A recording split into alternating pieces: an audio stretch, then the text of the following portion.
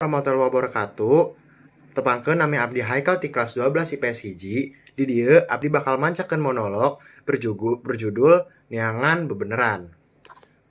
Teka rasa sora eta ngisilik kana jero rasa kawas norek ngabentar. Anu ayeuna-ayeuna leuwih lobah datangna.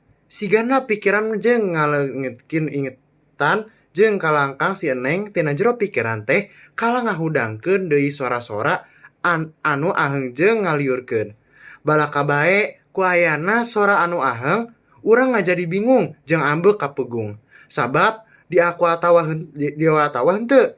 Saja ieu urang sok ngarasan ninggalkeun pancen-pancen sapopoe tina kagiatan pasantren. Malahan mah sok nyebutkeun nyeun urang hayang neangan Gusti anu salila ieu teuing di mana ayana. Cilaka 12. Sora aheng eta sok jugjug aya dina jero hate jeung sok neta urang diajar. Kasaha? Ka iblis atawa jurik. Sora aheng eta beki lila beki loba datangna. Kalangkang-kalangkang anu ting paburencai ngeunaan Gusti ting suliwer jeung tingaradu dina pikiran. Malahan ngimpleng jauh kana carita Hanoman anu masih leutik keneh bias ngabuka rusiah alam jeung sagala eusina. Urang sorangan sok ngarasa bingung. Batur sok ningali urang seserian sorangan. Malahan ngecap jalma gelo. Tapi teu masalah. Eta mah mangrupa ekspresi tina pikiran anu ngaganggu. Padahal mah ngan yeun ngaserikeun mobil jeung motor nu kacirina lucu. Teu karasa sirah asang ngoleang. Sora ting jerit kadenge ti mana-mana. Getih ting babayah. Leung teu inget. Tapi jol aya lalaki kolot nyamperkeun manehna. Datang tuluy salam dina jero. Eta ngimpi urang dibejar.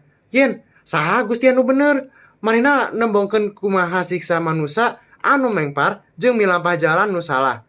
Manehna mere peupeujeuh. Yen, salela urang di alam dunya kudu turut jeung cunduk kana parentah Allah jeung Al-Qur'an. Sora anu ngaji kadenge raung dina ceuli seetik-etik mata muka tuluy melong anu ngaji si kemet beunta. Sora garawok eta teu salah. Teu karasa kacilakaan eta mawa jalan kana kabeneran. Ayeuna mah geus ngarti. Salat tara ditinggalkeun jeung sakabeh ibadah dilakonan. Jeung sora dina pikiran nu saeutik-eutik ngaleungit. Hate ieu yakin, yen Gusti anu diteangan teh nganukur Gusti Allah. Moal mampar kana iblis anu geus dilaknat. Sekian dari saya. Wassalamualaikum warahmatullahi wabarakatuh.